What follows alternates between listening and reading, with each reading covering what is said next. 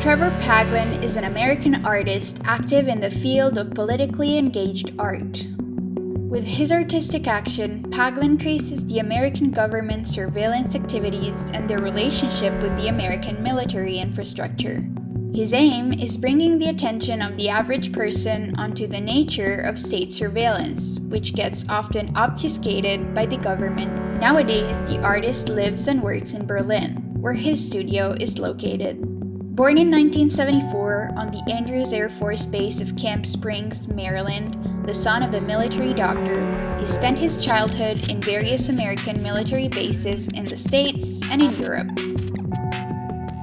This is probably what influences him in choosing secret military and governmental operations as the subjects of many of his works.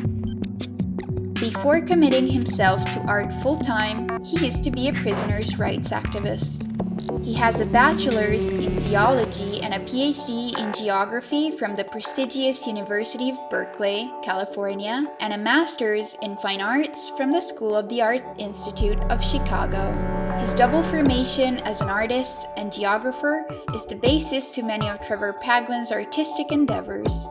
Furthermore, in the presentation of his works, he pays particular attention to specifying the places where he captured his shots, highlighting their geographical position and his own efforts in the practice of mapping. Limit telephotography is one of the first pieces where Paglen focused on revealing those places that the government itself tries to hide from its citizens. This series of photographs shows top-secret military bases that are normally impossible to see to the naked eye. By using techniques usually employed to photograph celestial bodies, the artist creates images that show landscapes that officially don't exist. This way, Paglen shows how the practice of photography is the key to disclosing the systems of infrastructural power at play in places that are made inaccessible to the population. My whole relationship with photography began when I was sitting on a mountain in Nevada looking 30 miles into the distance at a secret airbase that I could kind of see. Barely see it with your eyes, started looking through binoculars. It was a friend of mine, we were talking about, well, could you photograph this? And he said, well, the problem is if you photograph this, it would just look like an impressionistic painting. And I said, well, actually, that's kind of interesting.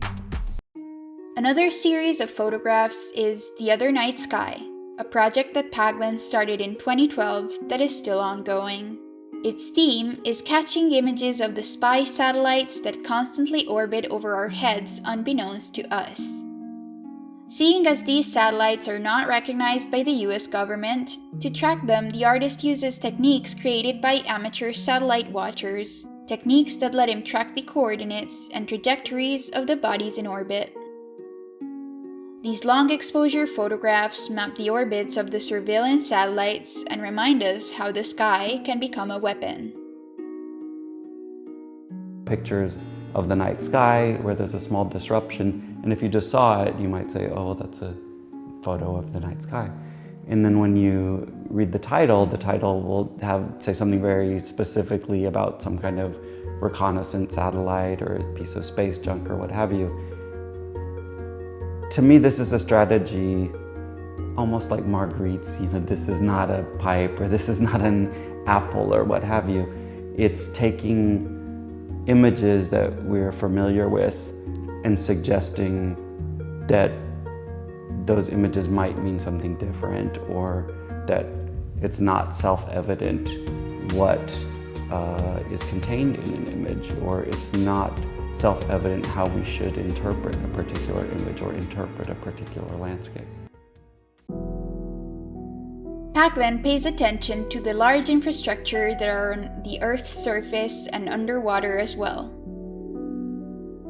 While working on Landing Sites, a project that combines maps and photographs to look for the spots where submarine fiber optic cables make landfall, Paglen realized that the only way to see these submarine cables with the naked eye would be by diving in the water himself.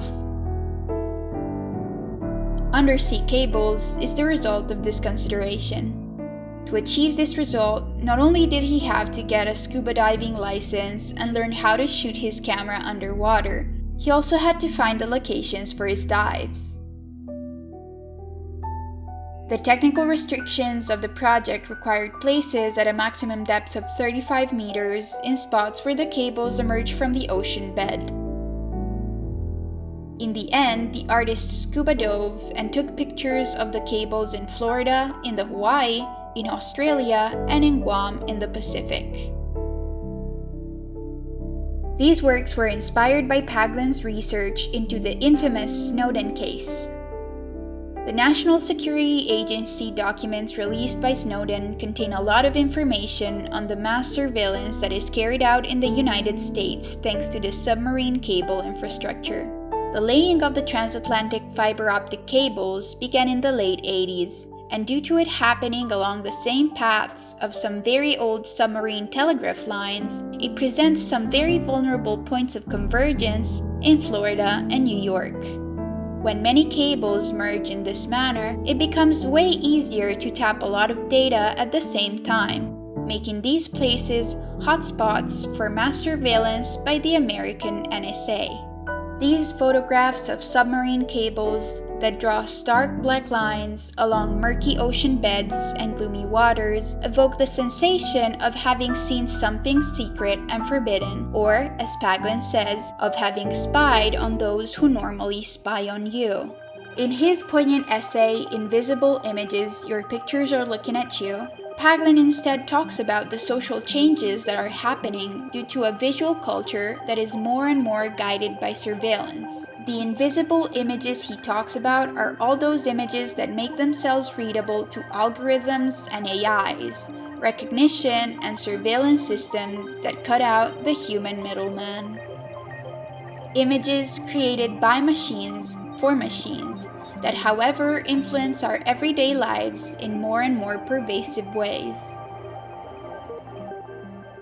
In 2018, one of Paglen's works went into orbit. I'm talking about Orbital Reflector, whose wide-reaching fame is mostly due to its staggering cost of almost $1.5 million.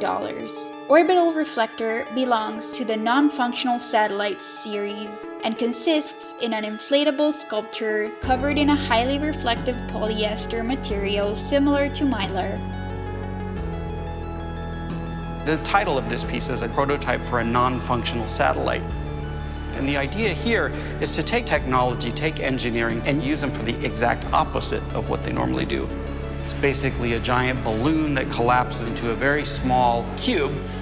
The whole thing weighs less than a pound. You could put this on a rocket.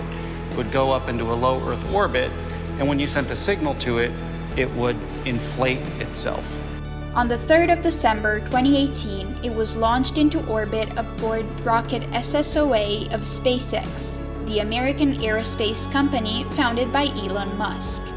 Once extracted from its satellite casing, Orbital Reflector should have inflated into a big reflective polyhedron to shine in the sky like a star and make itself visible from our planet, drawing attention to its position and therefore to all the satellites that are currently in orbit. The artist once again asks his spectators to open their eyes and see the presence of the surveillance infrastructure that surrounds us on Earth and orbits over our heads in space.